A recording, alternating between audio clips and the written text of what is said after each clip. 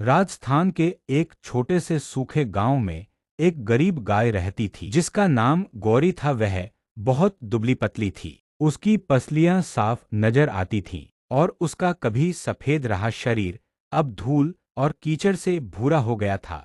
जब वह दूध देना बंद कर चुकी थी तब उसके मालिक ने उसे छोड़ दिया था।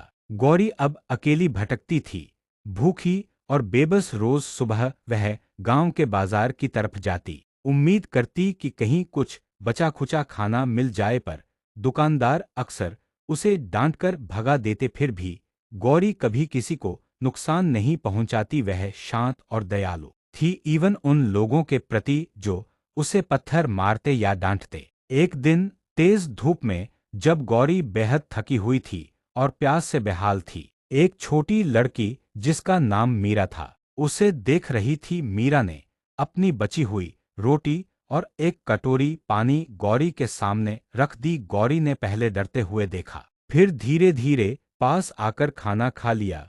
उसकी आंखों में पहली बार किसी ने अपनापन देखा था, वो थी मीरा।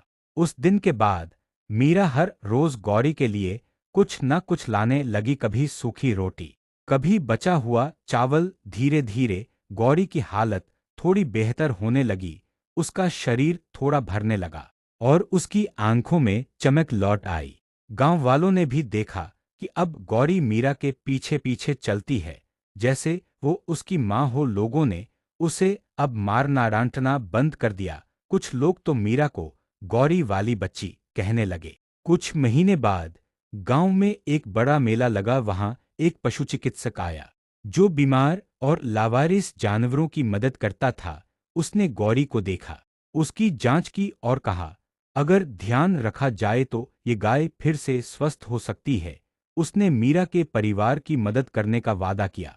गौरी की किस्मत बदल चुकी थी, अब वह अकेली, भूखी और बीमार नहीं थी। उसे प्यार, घर और एक सच्ची दोस्त मीरा मिल चुकी थी। गौरी अब सिर्फ एक गाय नहीं थी, वो उस गांव की मिसाल बन चुकी थी कि करुणा और ममता से किसी की भी जिंदगी बदली जा सकती है।